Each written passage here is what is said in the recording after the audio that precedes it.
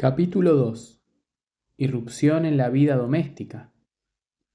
Esa noche Tad tuvo una pesadilla. Despertó del sueño casi llorando, temblando como un cachorro sorprendido por una tormenta de truenos. En la pesadilla estaba con George Stark, solo que George era un agente inmobiliario en lugar de un escritor y permanecía constantemente pegado a la espalda de Tad, de modo que no era más que una voz y una sombra. La ficha del autor de Darwin Press, que Tad había escrito justo antes de empezar Oxford Blues, la segunda obra de George Stark, decía que éste conducía una furgoneta GMC de 1967, que se aguantaba entera gracias a la oración y a una capa de pintura. En el sueño, en cambio, iban al volante de un Toronado negro mate y Tad advertía que se había equivocado al citar la furgoneta. El vehículo de Stark era este otro, una especie de carroza fúnebre con propulsión a chorro. El Toronado tenía la parte trasera levantada y no parecía en absoluto el coche de un agente inmobiliario. Más bien tenía el aspecto del que usaría un gángster de tercera fila para desplazarse. Al apearse del coche, Tad había vuelto la cabeza para echarle un vistazo por encima de hombros, mientras se encaminaba a la casa que Stark, por algún motivo, le estaba enseñando. Le pareció distinguir a Stark y un escalofrío. De intenso miedo le paralizó el corazón. Pero ahora Stark estaba tras su otro hombro, aunque Tad no tenía ni idea de cómo había podido deslizarse hasta allí y a esa velocidad con ese sigilo. Y lo único que alcanzó a ver fue el coche, una tarántula que relucía bajo el sol. En el elevado parachoques trasero había una pegatina. Hijo de puta de categoría, decía. A izquierda y derecha, sendas calaveras con dos tibias cruzadas flanqueaban la leyenda. La casa hacia la cual lo conducía Stark era la suya, no la casa de invierno de Ludlow, cercana a la universidad, sino la de verano en Castle Rock. Debajo de la casa se abría la bahía norte de Castle Rock y Tad alcanzaba a oír el leve sonido de las olas batiendo la orilla. En la pequeña parcela de césped, al otro lado del camino particular, había un rótulo que anunciaba en venta. Bonita casa, ¿no es cierto? Casi le susurraba Stark por detrás, con voz áspera pero halagadora, como el lametón de un gato. Es mi casa, respondía Tad en el sueño. Te equivocas de medio a medio. El dueño está muerto. Mató a su mujer y a sus hijos, y luego se desvivió. Se pegó un tiro, un estampido, una sacudida y adiós. Llevaba dentro esa vena. No había que ser un lince para darse cuenta. En realidad yo diría que se apreciaba con claridad. ¿Te parece gracioso?, quiso replicar, pues parecía muy importante demostrar a Stark que no le tenía miedo. La razón de que fuera importante era que estaba absolutamente aterrorizado, pero antes de que pudiera articular palabra, una manaza que semejaba carecer de líneas y pliegues, aunque resultaba difícil afirmarlo con seguridad, porque los dedos estaban doblados, de tal modo que dejaban en sombras la palma de la mano, asomó sobre uno de sus hombros, balanceando unas llaves delante de su rostro. No, balanceándolas no. Si solo hubiera sido esto, Tad habría podido decir algo. Incluso habría podido apartarlas para demostrar lo poco que temía aquel hombre peligroso, que insistía en seguir detrás de él. Sin embargo, la mano estaba acariciando las llaves contra su rostro y Tad tuvo que cogerlas para evitar que le golpearan la nariz. Introdujo una de ellas en la puerta delantera, una pulida plancha de roble, de la que solo sobresalían un tirador y una aldaba de cobre que parecía un pajarillo. La llave giró con facilidad, lo que le pareció extraño ya que no se trataba de una llave normal, sino de una tecla de máquina de escribir insertada al final de una varilla de acero. Todas las demás llaves, que colgaban de la argolla, semejaban ganzúas de esas que utilizan los ladrones. Tad asió el pomo de la puerta y lo hizo girar. Al abrir, la madera se resquebrajó y se encogió sobre sí misma, con una serie de explosiones, como petardos de feria. Una luz asomó por las nuevas grietas de los tablones, mientras se formaba una nube de polvo.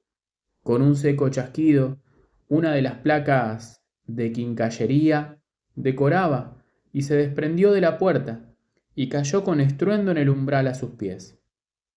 Tad pasó al interior. En realidad no deseaba hacerlo. Habría preferido quedarse en el umbral y discutir con Stark, más aún. Habría querido protestar, preguntarle por qué diablos estaba haciendo aquello, pues la idea de entrar en la casa le resultaba todavía más aterradora que el propio Stark. Sin embargo, aquello era un sueño, un mal sueño, y a Tad le pareció que la esencia de las pesadillas era la falta de control.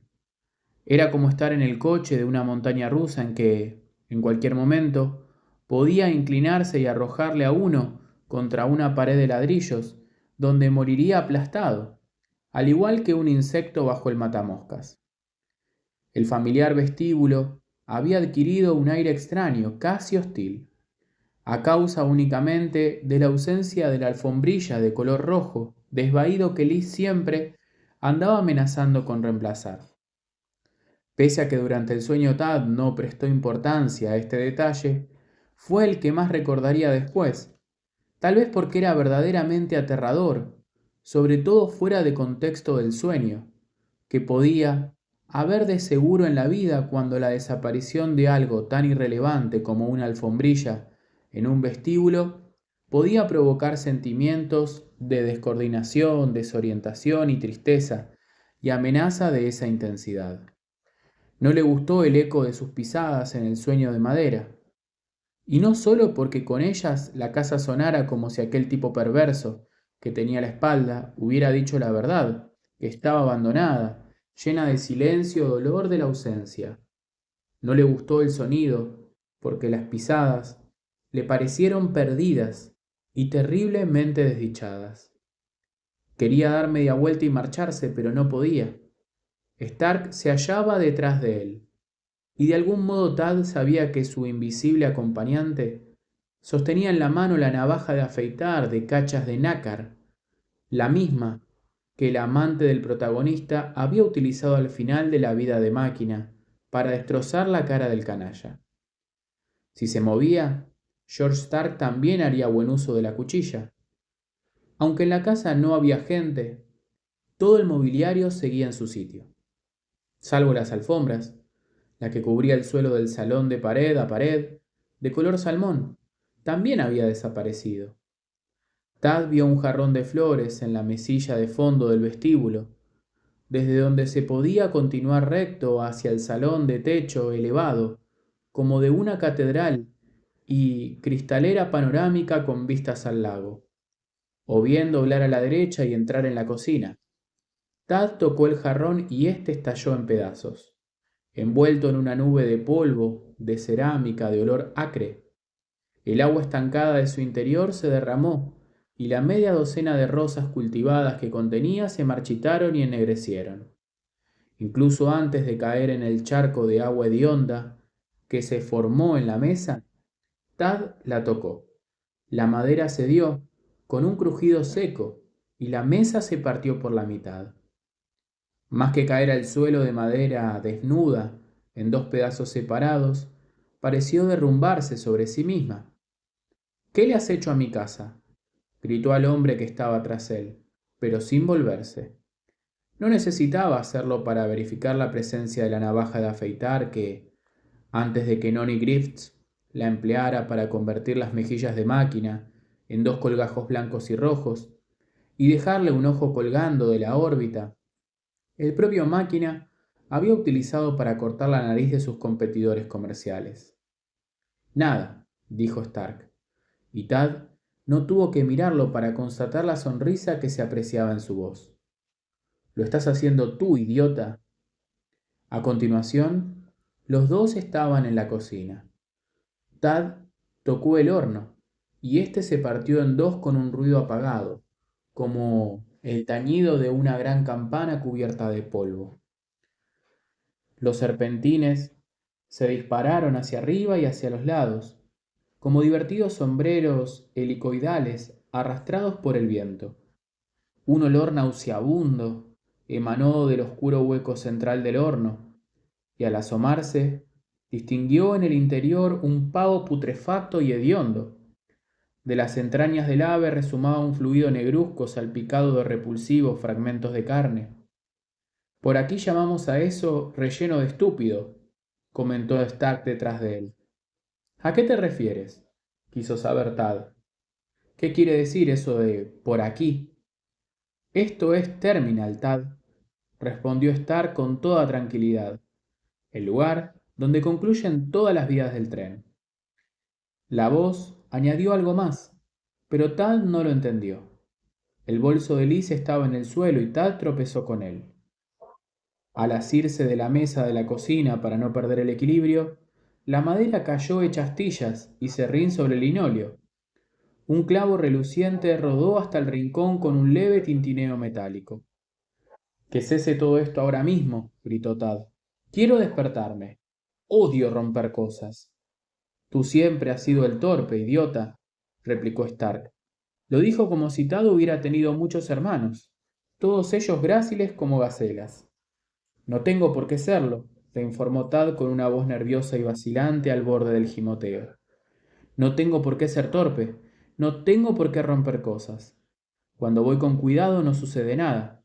Sí, es una lástima que dejaras de ser cuidadoso, replicó Stark con aquella misma voz condescendiente que parecía decir, solo estoy comentando cómo están las cosas. Ahora se hallaban en el cuarto del fondo. Allí estaba Liz, sentada con las piernas extendidas junto a la puerta de la leñera, que tenía una hoja abierta y la otra cerrada. Llevaba medias de nylon y Tad observó una carrera en una de ellas. La cabeza de Liz caía hacia adelante y la melena rubia de cabellos ligeramente ásperos le ocultaba el rostro. Tad no quería verlo, al igual que no había necesitado ver la navaja de Stark ni su sonrisa afilada como una cuchilla, para saber que ambas eran reales. Tampoco precisaba ver la cara de Liz para tener la certeza de que no estaba durmiendo o inconsciente, sino muerta. Enciende la luz y podrás ver mejor, sugirió Stark, como si estuviera diciendo, solo estoy pasando el día con un buen amigo. La mano apareció sobre el hombro de Tad señalando las lámparas que él mismo había instalado tiempo atrás. Eran eléctricas, por supuesto, pero parecían muy auténticas. Dos quinqués montados en una plancha de madera y controlados por un reductor de luz instalado en la pared. No quiero ver nada. Tad intentaba conservar un aspecto duro y seguro de sí mismo, pero la escena empezaba a afectarle. Advertía un tono vacilante e irregular en su voz que anunciaba un llanto inminente. Además, todo lo que dijera parecía carecer de importancia, pues extendió la mano hasta el reostato circular de la pared. Cuando lo tocó, un fuego eléctrico azul e indoloro surgió como un chorro entre sus dedos, tan denso que más parecía gelatina que luz. El interruptor del rostato, redondo y de color marfil, se volvió negro, saltó de la pared y recorrió la estancia con un siseo, como un platillo volante en miniatura, hasta romper el cristal de la pequeña ventana de la pared opuesta y desaparecer en el aire de un día ahora iluminado por una fantasmagórica luz verduzca, similar al color del cobre abandonado en la intemperie. Los quinqués eléctricos desprendían un brillo sobrenatural y la plancha de madera empezó a girar, retorciendo la cadena de la que colgaba el conjunto y proyectando en la estancia sombras giratorias de desquicioso carrusel. Las pantallas de vidrio de los quinqueles se hicieron añicos, primero una, luego la otra, para arrojar una lluvia de cristales sobre Tad. Sin pensarlo, saltó hacia adelante y tomó en brazos a su esposa inerte, con la intención de sacarla de allí antes de que se rompiera la cadena y se desplomara sobre ella la pesada plancha de madera. El impulso que le movió a hacerlo fue tan poderoso que arrasó con todo lo demás, incluida la certeza de lo inútil de su gesto. Liz estaba muerta, y daba igual si Stark arrancaba de sus cimientos el Empire State y lo dejaba caer encima de ella. En cualquier caso, a ella no le importaría, ya no. Cuando pasó los brazos por debajo de los de ella y afirmó las manos entre sus omóplatos, el cuerpo de la mujer se adelantó ligeramente y la cabeza le cayó hacia atrás. Tenía la piel del rostro cuarteada como la superficie de un jarrón Ming.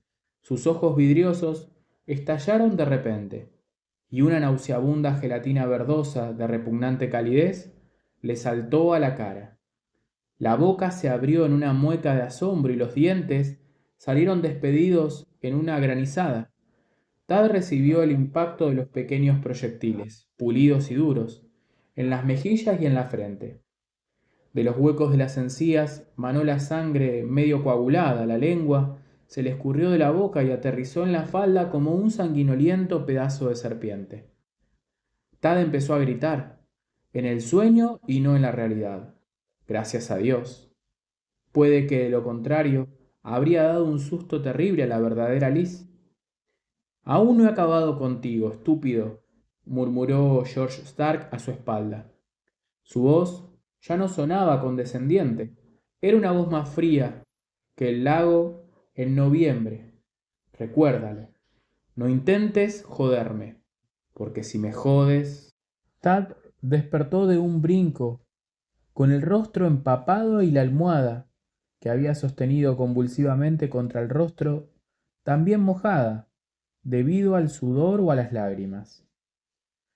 Jodes al mejor, terminó la frase contra la almohada. Después se quedó como estaba, con las rodillas encogidas contra el pecho, presa de un temblor incontrolable. —¡Tad!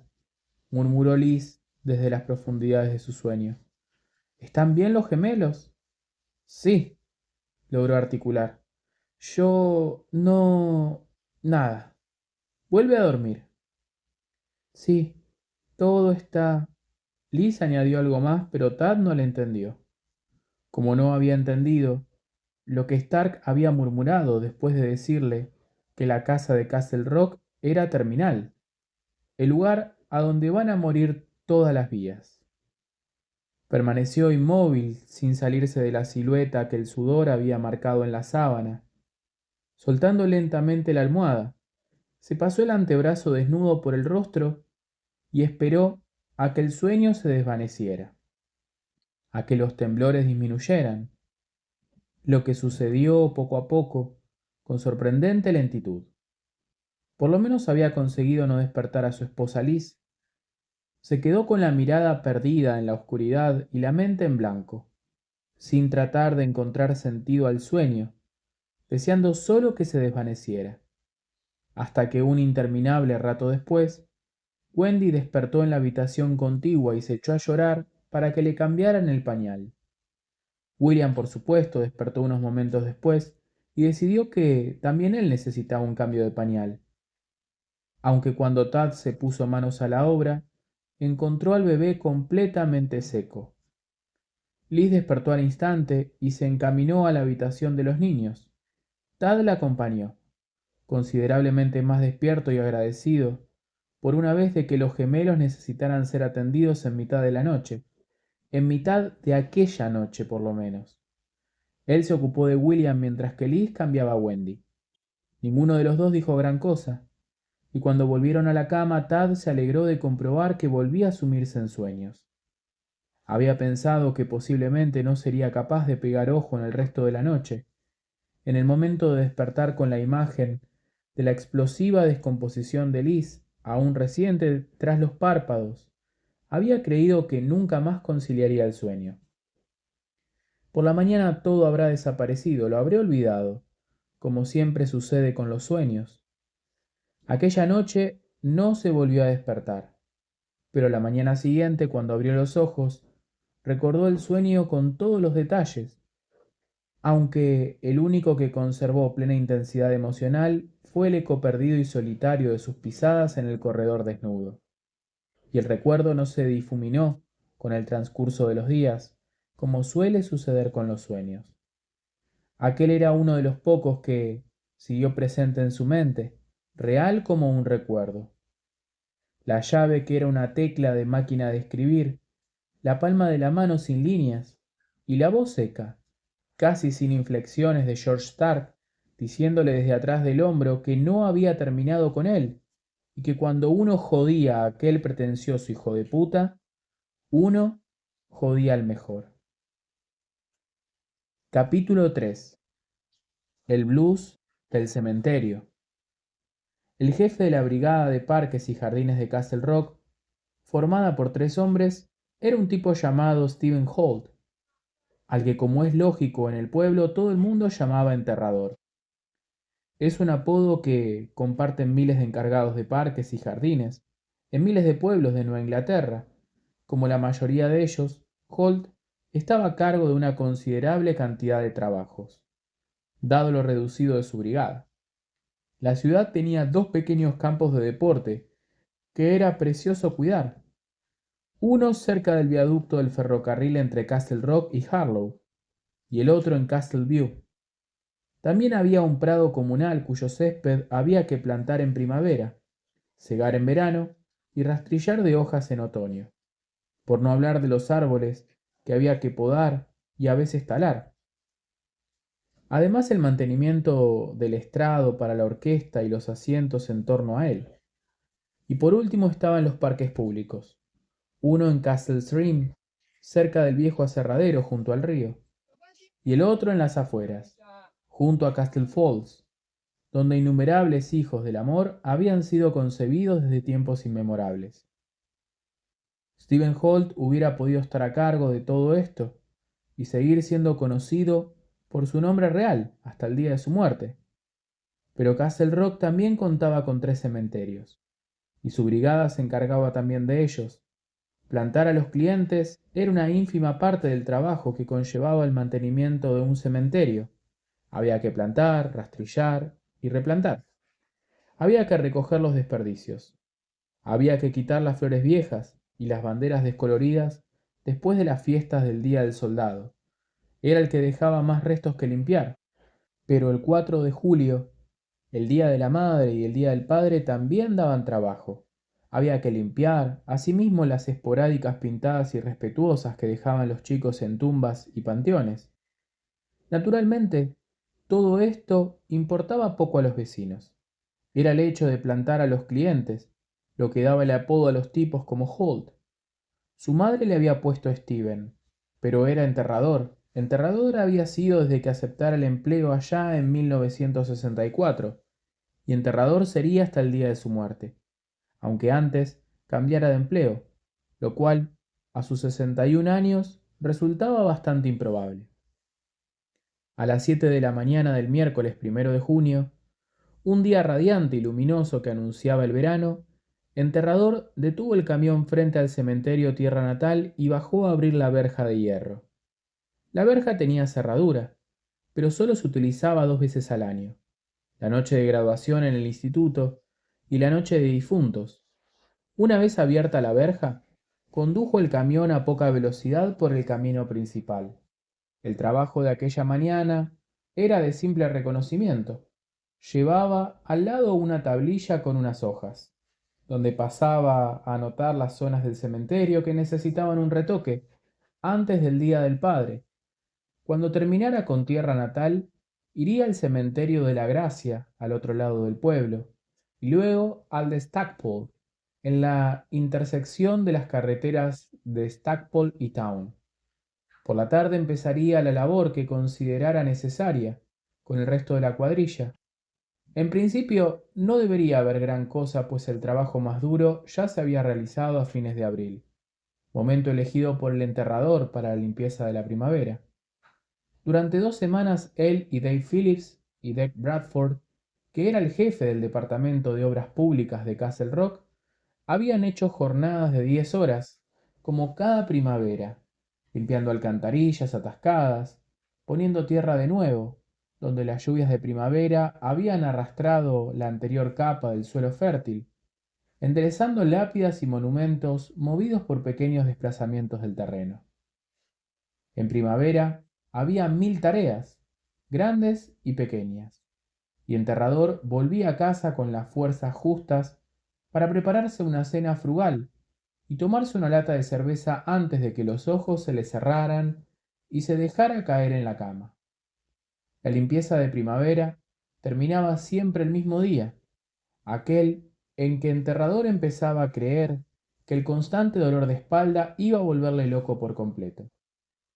Los retoques de junio no eran ni mucho menos tan agotadores como en primavera, pero tenían su importancia. A finales de junio comenzaban a llegar los veraneantes en sus habituales grupos numerosos, y con ellos acudían antiguos vecinos, con sus hijos, que se habían trasladado a otras partes del país, más calurosas o más rentables, y que aún conservaban propiedades en el pueblo. Estos últimos eran los que Enterrador consideraba la auténtica peste, los que ponían el grito en el cielo si faltaba un aspa de la vieja noria junto al aserradero, o si la lápida del tío Reginald yacía sobre la losa. Bueno, ya vendrá el invierno, se dijo. Esa era la frase que empleaba como consuelo en todas las estaciones del año, incluso ahora, cuando el invierno parecía lejano como un sueño. Tierra natal era el mayor y más bonito de los camposantos de la población. Su paseo central era casi tan ancho como una carretera, y lo cruzaban 4 calles más estrechas, de apenas 2 carriles, con un césped recién cortado entre ambos. Enterrador avanzó con el camión por la avenida central, cruzó la primera y segunda calle, alcanzó la tercera y frenó en seco. ¡Oh, mierda!, exclamó, deteniendo el motor del vehículo y apeándose. Se adentró en la tercera calle, hacia un agujero irregular, abierto en la hierba, a unos 15 metros de la intersección. A la derecha del camino y antes de llegar a este, alrededor del agujero, había terrones oscuros y pilas de tierra como metralla en torno al impacto de una granada. ¡Condenados, muchachos! Se detuvo junto al agujero, con las manazas callosas en la cintura de sus descoloridos pantalones verdes de trabajo. Aquello era un estropicio. Más de una vez, él y sus colaboradores habían tenido que limpiar, después de que algún grupo de muchachos se decidiera, por un reto o bajo los efectos de alcohol, a excavar una tumba a medianoche. Por lo general, se trataba de una especie de rito iniciático o bien de un simple puñado de adolescentes, con la cabeza llena de pájaros, que buscaba emociones fuertes bajo el influjo del plenulio. Que él supiera, ninguno de ellos había llegado a desenterrar un ataúd, ni Dios no lo quisiera, a sacar de él algún cliente de pago. Por muy borrachos que estuvieran aquellos felices idiotas, solían limitarse a cavar un hoyo de 2 o 3 palmos, momento en que se hartaban del juego y se largaban a otra parte. Aunque abrir agujeros en uno de los cementerios locales era de mal gusto, a menos que uno fuera un tipo como él, es decir, que estuviera debidamente autorizado y cobrara un sueldo por plantar a los clientes. El estropicio no acostumbraba a ser grave por lo general. Este, sin embargo, no era un caso habitual. El orificio carecía de forma definida. Semejaba un círculo, desde luego. No presentaba el aspecto de una sepultura de ángulos casi rectos y forma rectangular. Asimismo era más profundo de los que solían cavar borrachos y estudiantes. Pero esa profundidad no era uniforme. Descendía como un cono irregular, y cuando Enterrador reflexionó sobre lo que sugería, notó que un desagradable escalofrío le recorría el espinazo. Recordaba a una tumba en la que alguien enterrado en vida hubiera despertado y se hubiera abierto paso hasta la superficie sin usar más herramientas que las manos desnudas. ¡Oh, basta ya!, murmuró. ¡Maldita travesura! ¡Condenados muchachos! Tenía que serlo. Allá abajo no había ningún ataúd, y allí arriba no había ninguna lápida movida, y todo ello le pareció absolutamente lógico, porque no había nadie enterrado allí. No necesitaba volver al cobertizo de las herramientas, donde tenía un plano del cementerio clavado con chinchetas en la pared para comprobarlo. Aquel punto formaba parte de las 6 parcelas contiguas, propiedad del primer administrador municipal de Castle Rock, Downford Buster. Las únicas parcelas ocupadas contenían los cuerpos del padre y el tío de Buster. Las dos quedaban a la derecha, y vio las lápidas perfectamente erguidas e intactas. Enterrador recordaba aquel punto concreto por otra razón. Había sido allí donde aquella gente de Nueva York había colocado una falsa lápida mientras realizaba el reportaje sobre Ted Belmont. Este y su esposa poseían una casa de verano en el pueblo, cerca del lago. Dave Phillips se encargaba de su jardín, y el propio enterrador le había ayudado a asfaltar el camino del otoño anterior, antes de que cayera la hoja y empezara otra vez el trabajo duro. Luego en primavera, Beaumont le había preguntado con cierta turbación si habría algún problema en que un fotógrafo colocara una lápida falsa en el cementerio para lo que había denominado una foto de broma. Sí, lo hay. Solo tiene que decirlo, le había asegurado Belmont con una voz aún más turbada. En realidad, no es nada importante. Por mí adelante, había contestado él complaciente. El de la revista People, dice usted. Ted asintió. Vaya, eso sí que es importante, ¿verdad? Alguien del pueblo en la revista People. No me puedo perder ese número. No estoy seguro de que salga, respondió Belmont. Gracias, señor Holt. El enterrador le caía bien. Aunque fuera escritor, Enterrador solo había terminado los estudios primarios y tuvo que repetir el último curso para graduarse. Y nadie en el pueblo lo trataba nunca de señor. A esa condenada gente de la revista, seguro que le gustaría sacarle la foto en cueros vivos y con el pie metido en una cagada de gran danés. Si pudiera conseguirlo, ¿verdad? Vermont lanzó una de sus contadas carcajadas. Sí, creo que es eso precisamente lo que les gusta, había dicho, dándoles unas palmaditas en el hombro.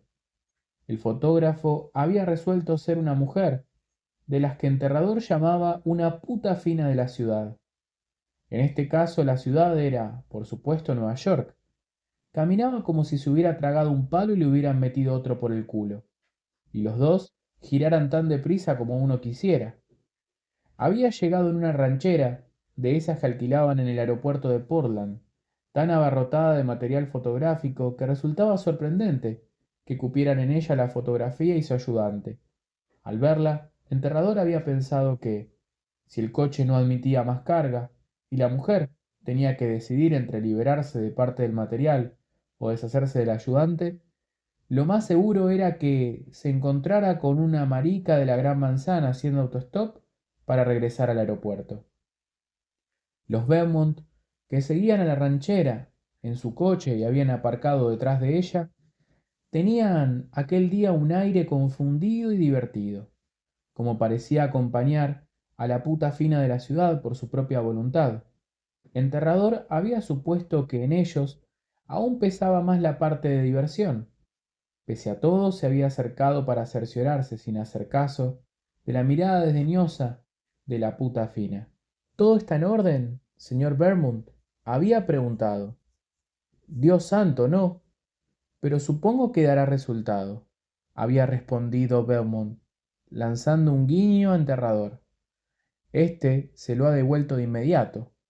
Una vez hubo comprobado que los Belmont estaban dispuestos a seguir adelante con el asunto, Enterrador se había retirado para observar la escena desde lejos, pues le gustaban los espectáculos gratuitos tanto como a cualquiera. Entre el montón de equipaje, la mujer llevaba una gran lápida falsa, de esas del estilo antiguo redondeadas en la parte superior.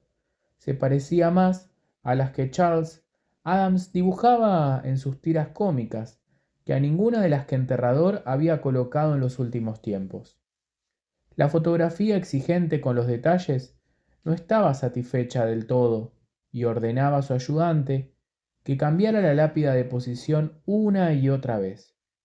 En un momento determinado, Enterrador había preguntado si podía ayudar en algo, pero la mujer le había respondido que no, gracias, con su irritante modo de hablar neoyorquino. De modo que Enterrador había vuelto a retirarse. Por fin, la lápida había quedado como ella quería y la fotógrafa había mandado al ayudante a que empezara a instalar las luces, lo cual llevó otra media hora más o menos. Durante todos aquellos preparativos, Tad Belmont había permanecido en pie, observando la escena y frotándose de vez en cuando la pequeña cicatriz blanca de la frente con aquel peculiar gesto suyo que le era característico. Sus ojos fascinaban al Enterrador. El tipo está tomando sus propias fotografías, había pensado.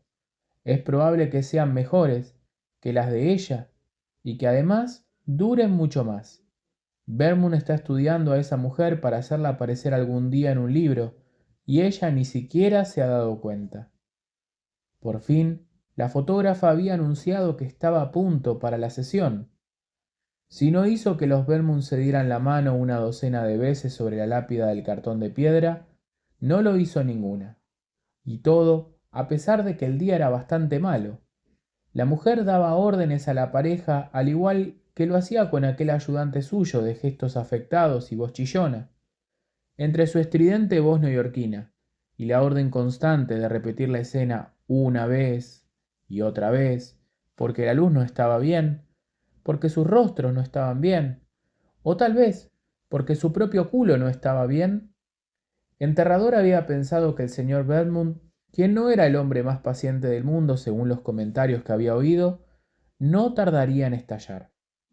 Sin embargo, tanto Belmont como su esposa se habían mostrado más divertidos que molestos, y habían obedecido las indicaciones de la puta fina de la ciudad, a pesar de que la temperatura se mantuvo muy baja todo el día. Enterrador se dijo que de haber estado en el lugar de Belmont se había enfurecido con aquella mujer al cabo de un rato. Al cabo, pongamos que de 15 segundos. Allí era precisamente donde estaba aquel maldito agujero, donde por fin habían colocado la lápida de cartón de piedra. En efecto, por si necesitaban más pruebas, allí estaban todavía las marcas redondas que había dejado en el césped los tacones de la puta fina. Tenía que ser de Nueva York. Solo una neoyorquina se presentaría allí con zapatos de tacón alto, al final de la temporada de lluvias, y se dedicaría a chapotear con ellos por la tierra enfangada del cementerio para tomar unas fotos. A no ser que... Sus pensamientos se interrumpieron, y la sensación de frío volvió a adueñarse de él. Su mirada había vagado en búsqueda de las huellas, ya casi borradas, de los tacones altos de la fotógrafa. Mientras iba identificando las marcas, sus ojos toparon casualmente con otras huellas más recientes. ¿Pisadas? ¿Eran pisadas? Claro que no.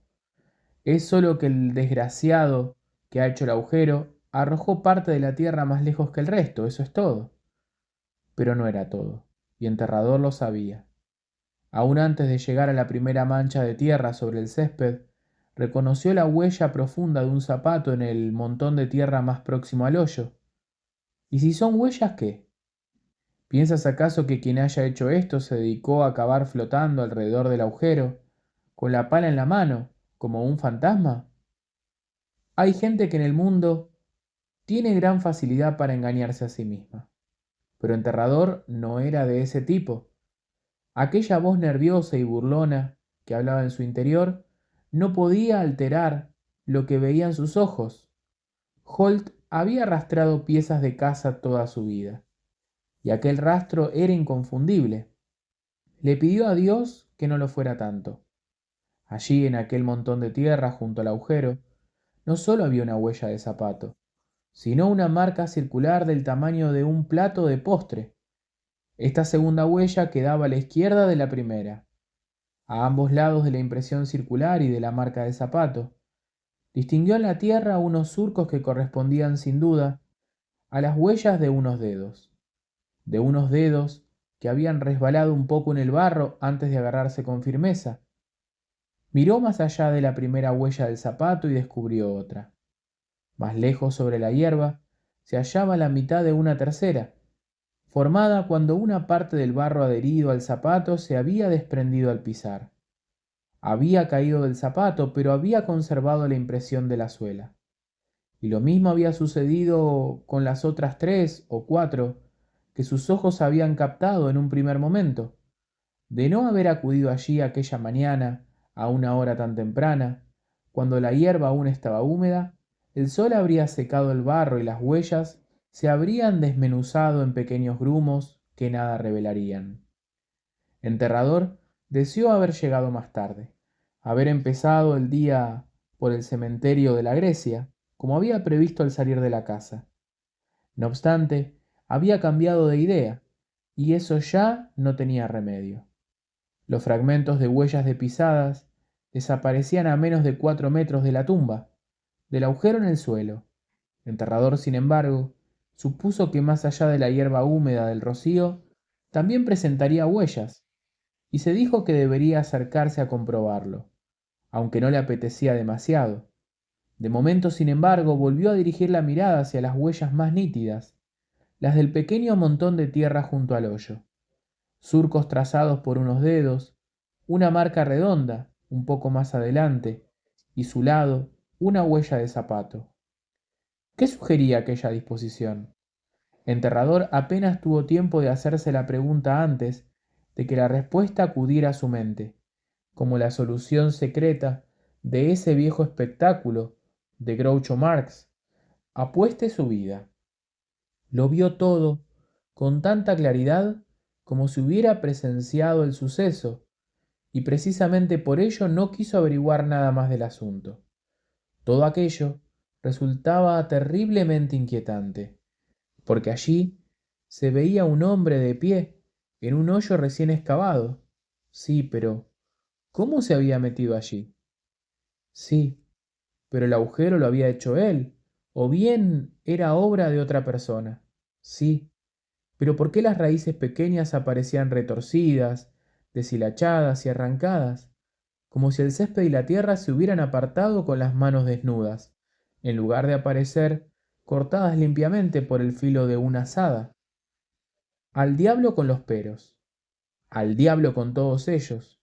Tal vez era mejor no pensar en eso, y limitarse a imaginar al hombre de pie en el hoyo, en un hoyo un poco demasiado profundo para poder salir de él de un salto. ¿Qué hace entonces ese hombre? Pone las manos en el mentón de tierra más cercano y se impulsa hacia arriba. Una cosa así no sería ninguna hazaña, siempre que se tratara de un adulto y no de un adolescente. Enterrador observó las escasas huellas claras y completas que podía distinguir y pensó: si se tratara de un muchacho, debe de tener unos pies terriblemente grandes. Esas huellas pertenecen a un zapato del número 44, como mínimo. Levanta las manos, impulsa el cuerpo hacia arriba. Durante el impulso las manos rebalsan ligeramente la tierra suelta, y por ello clava con fuerza los dedos, dejando esos breves surcos en ella. Ya tiene el cuerpo fuera y equilibra el peso, apoyando una rodilla, que deja esa huella circular. Después, coloca un pie junto a la rodilla que tiene apoyada, cambia el peso del cuerpo de la rodilla al pie recién izado. Se incorpora y se marcha, sencillo como coser y cantar. De modo que un tipo se ha desenterrado de su tumba y se ha largado caminando, ¿no es eso? Tal vez le entró un poco de hambre ahí abajo y decidió acercarse al local de Nan a tomar una hamburguesa y una cerveza. Maldita sea, esto no es ninguna tumba. Es un jodido agujero en el suelo, eso es todo, se dijo en voz alta. Luego dio un pequeño respingo, cuando un gorrión le regañó por la exclamación. Sí, nada más que un agujero en el suelo. ¿No era eso lo que acababa de decir? Entonces, ¿por qué no veía ninguna señal que pudiera relacionar con el trabajo de una azada? ¿Cómo era que solo aquel rastro de pisadas alejándose del hoyo, pero no había ninguna alrededor de él ni apuntando hacia él, como sucedería si alguien hubiera estado cavando y pisara de vez en cuando, cosa normal en un individuo que está abriendo un hoyo, la propia tierra que extraía. Se le ocurrió plantearse qué hacer con todo aquello, y maldita sea si supo qué responder. Supuso que técnicamente se había cometido un delito, pero no se podía acusar al autor de saquear tumbas, ya que el lugar donde había abierto el agujero no contenía ningún cuerpo. Lo máximo que podía decirse era que se trataba de un acto de vandalismo y si existía otra interpretación posible, Enterrador no estaba seguro de querer ocuparse de ello. Tal vez fuera mejor volver a llenar el agujero, reponer los pedazos de césped que encontrara en buen estado, ir por el césped nuevo que fuera necesario para determinar el trabajo y luego olvidarse de todo el asunto. Al fin y al cabo, se dijo por tercera vez, no es lo mismo que si alguien hubiera estado enterrado allí de verdad. Con los ojos del recuerdo, aquel día lluvioso de primavera revivió tenuemente por un instante. Aquella lápida de cartón de piedra parecía de verdad. Sí, señor. Cuando uno veía a aquel ayudante de la fotógrafa alto y delgado, llevándola de un sitio a otro, uno se daba cuenta de que era falsa. Pero cuando la instalaba en el suelo, con esas flores artificiales delante y todo, uno habría jurado que era auténtica y que realmente había alguien. Notó que los brazos se le llenaban de pequeños y tensos nudos de músculo. Olvídate de todo esto ahora mismo, se dijo con severidad. Cuando el gorrión volvió a reñirle, Enterrador agradeció su trino, poco seductor pero perfectamente real y corriente. Puedes seguir gritando, madre, añadió, y dio unos pasos hasta el fragmento de huella más alejado del hoyo. Más allá, como había sospechado, encontró la hierba aplastada por otras pisadas, que aparecían bastante espaciadas.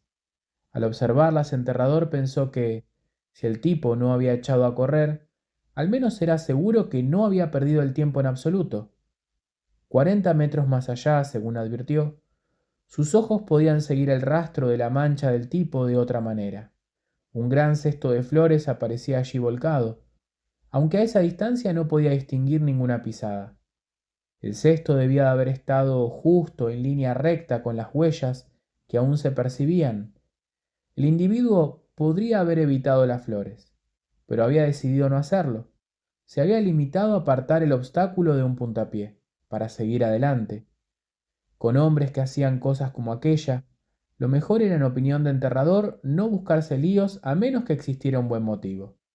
El tipo había avanzado en diagonal a través del cementerio, como si se dirigiera al muro bajo que separaba este y la carretera principal, caminando como quien tiene una meta determinada y asuntos que resolver.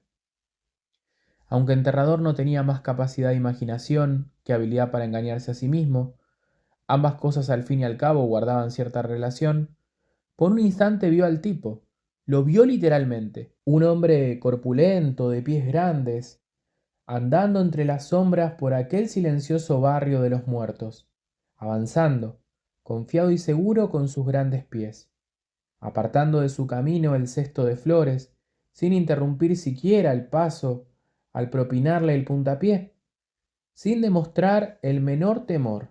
No, aquel hombre no, porque si allí había cosas que aún estaban vivas como creía alguna gente, serían ellas las que sintieran miedo de él. Él avanzaba, caminaba, marchaba, y que Dios protegiera al hombre o la mujer que se le cruzara en su camino. El pájaro lo reprendió. Enterrador dio un brinco. Olvídalo, amigo, se dijo una vez más. Limítate a llenar el maldito agujero y no vuelvas a pensar en ese asunto. Lo llenó en efecto, e intentó olvidarse de él. Pero ese mismo día por la tarde, Beck Bradford fue a buscarlo al camposanto de Stalport Road y le puso al corriente del asunto de Homer Gamoche, cuyo cuerpo habían encontrado a última hora de la mañana en la carretera 35, a poco más de 1 kilómetro de tierra natal. Todo el pueblo se había convertido en un hervidero de rumores y especulaciones desde aquel momento. Entonces, a regañadientes, Enterrador fue a hablar con el jefe de policía Pangborn.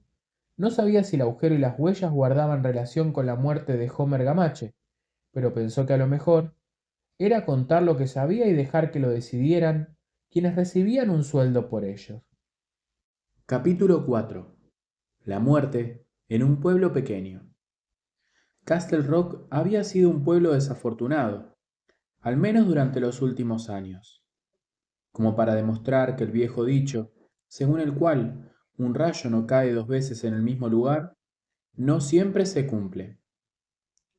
En Castle Rock habían ocurrido varias desgracias en los últimos 8 o 10 años, sucesos lo bastante terribles como para aparecer en las noticias nacionales.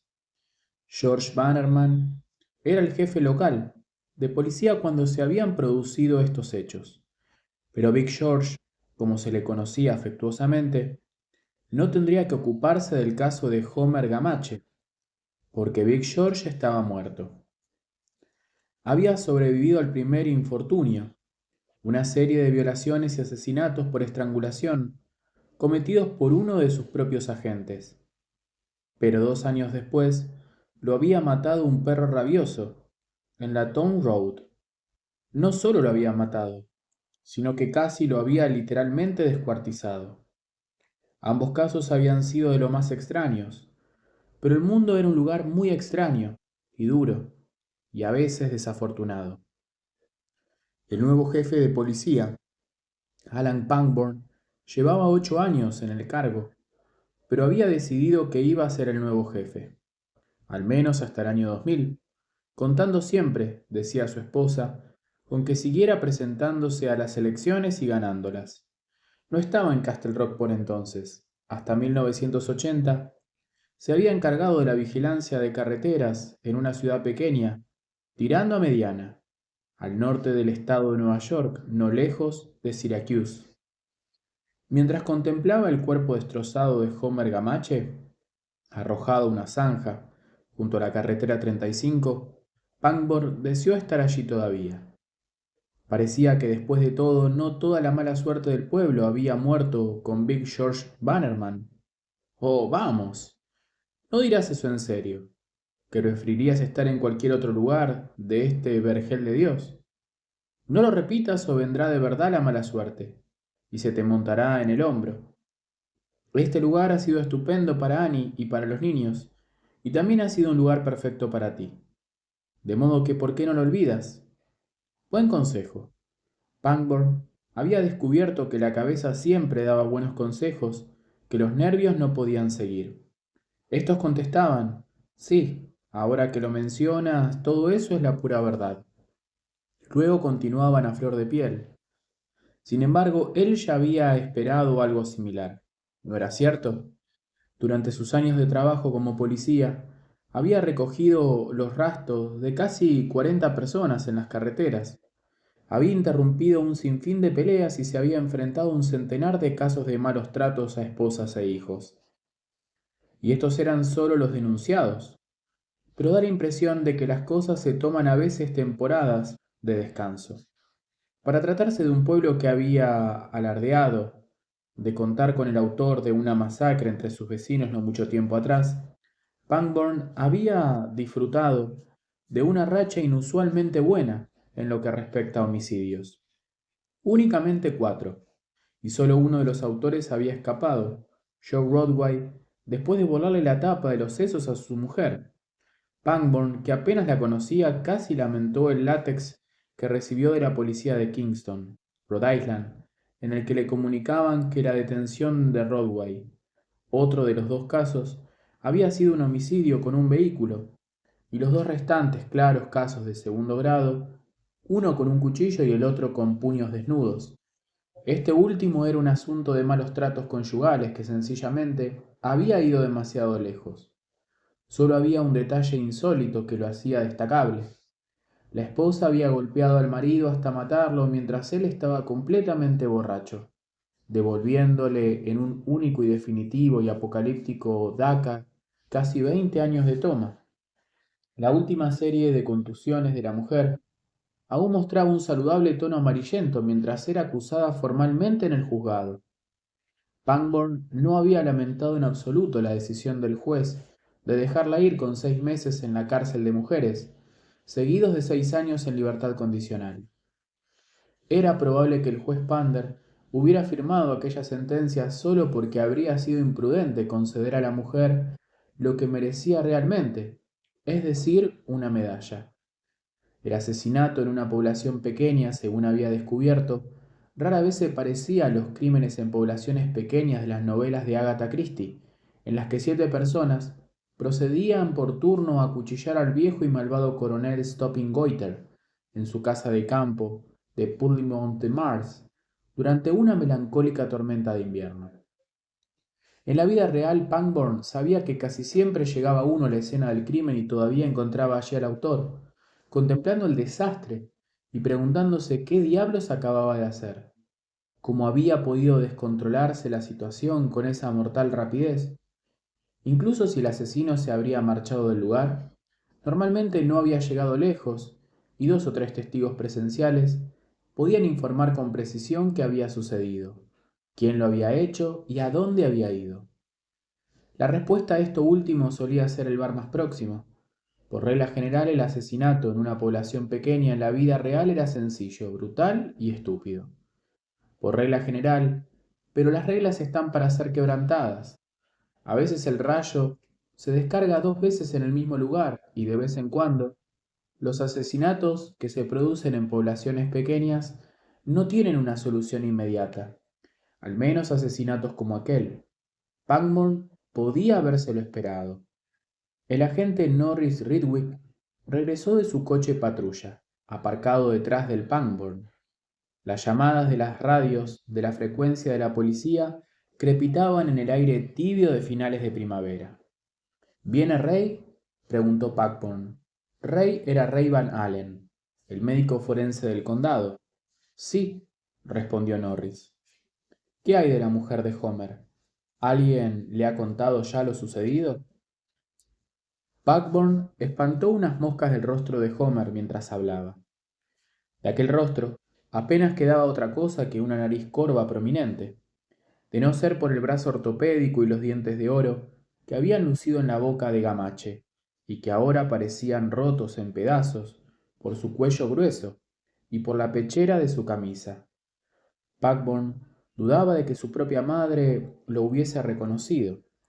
Norris Ridwick arrastró un poco los pies y clavó la mirada en la puntera de sus propios zapatos, como si de pronto le resultaran muy interesantes. Bueno, John, está la patrulla por el mirador y Anne de Clutburg está en Auburn, en el juzgado.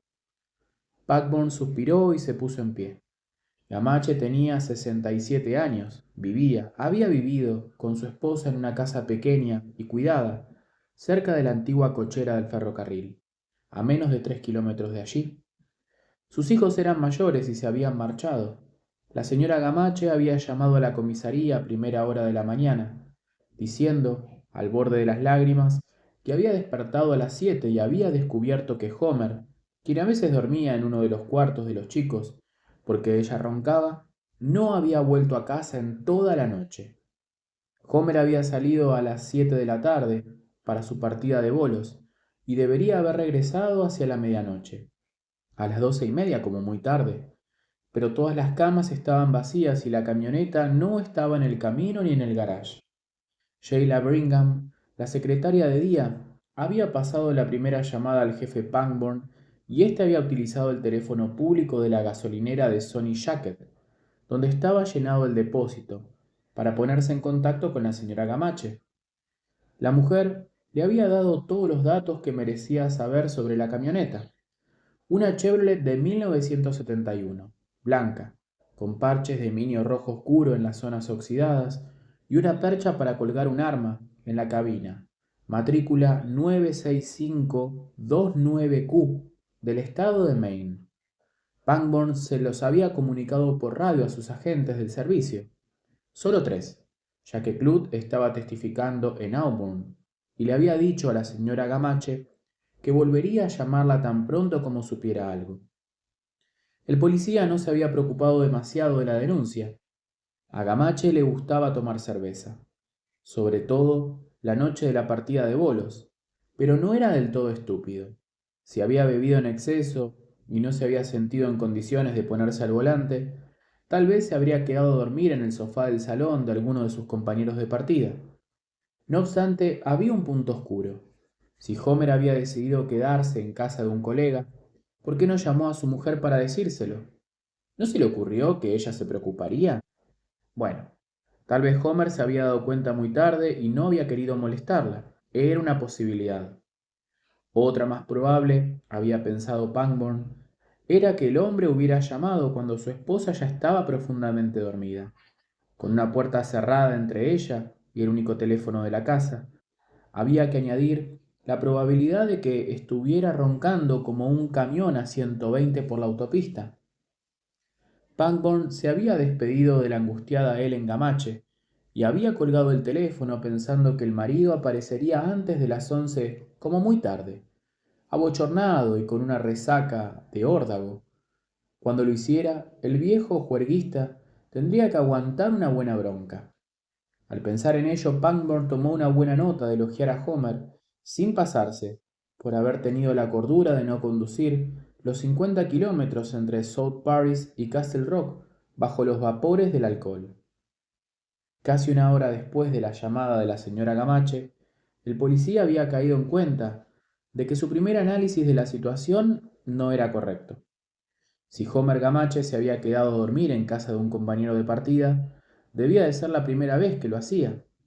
De lo contrario, si había dicho Alan Pangborn, su esposa habría considerado tal posibilidad, y al menos habría esperado un rato más antes de llamar a la comisaría. Después Alan se dio cuenta de que Homer Gamache era ya demasiado viejo para cambiar de costumbres. Si había pasado la noche en otra parte, seguro que lo había hecho otras veces, pero la llamada de su esposa daba a entender lo contrario. Y si se hubiera emborrachado en la bolera de otras ocasiones y luego hubiera vuelto a casa en tal estado, lo más probable sería que también lo hubieran hecho la noche anterior. Pero no había sido así. De modo que el perro viejo ha aprendido un nuevo truco después de todo, se dijo. A veces sucede, o quizás solo fue que bebió más de lo habitual. ¿Qué diablos? Incluso puede que bebiera lo mismo que siempre y le hiciera más efecto que de costumbre. Dicen que el alcohol afecta más a menos a una persona según el día. Pangborn había intentado olvidarse de Homer Gamache, al menos por el momento. Tenía un montón de papeleo pendiente en el escritorio, y estar allí sentado haciendo rodar un lápiz entre los dedos y pensando en el viejo chiflado que andaba por ahí en su camioneta, en aquel viejo chalado de cabello canoso, cortado al estilo militar, que llevaba un brazo ortopédico en lugar del que había perdido en un sitio llamado Pusan durante una guerra no declarada, asediada cuando la mayoría de la actual generación de veteranos de Vietnam aún ensuciaba los pañales. En fin, perder el tiempo dándole vueltas a todo aquello no resolvería el trabajo burocrático, ni serviría para localizar a Gamache.